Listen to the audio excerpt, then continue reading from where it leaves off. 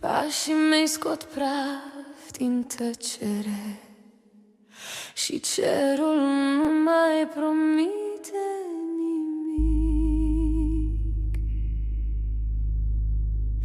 Merg singur prin ani fără umbră, stăteam vorbește în mintea mea surdă.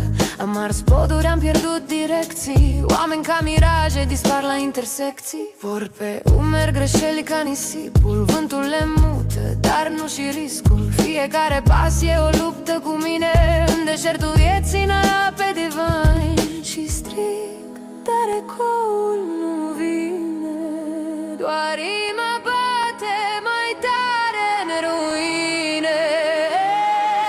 În deșertul vieții nu plouă cu speranță, doar foc și pași goi într-o ultimă șansă. Dacă cad mă ridic din genunchi, sânger, nu cer iertare, doar merg înainte arzând. În deșertul vieții, dar încă respir, cu pumnii strânși și ochii deschiși spre ce-o fi. Am prieteni pierdut sub nisipul fin, jurăminte sparte, gust amar de vin. Am fost slab, am fost rece, dar foamea de sens nu se stinge, trece. Când noaptea coboară ca o sentință, îmi fac din durere o nouă credință. Nu mai aștept semne din cer, dacă nu vine ploaia, devin eu izvorul din deșert. Arde soarele, arde trecutul,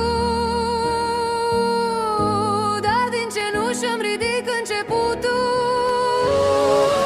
În deșertul vieții nu cer milă, am pielea crăpată, dar voință stabilă. Dacă drumul rupe și ultima forță, tot înainte, chiar și fără o torță. În deșertul vieții,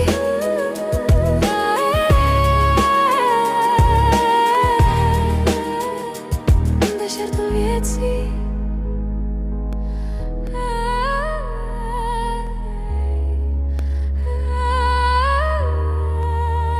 nu supraviețuiește.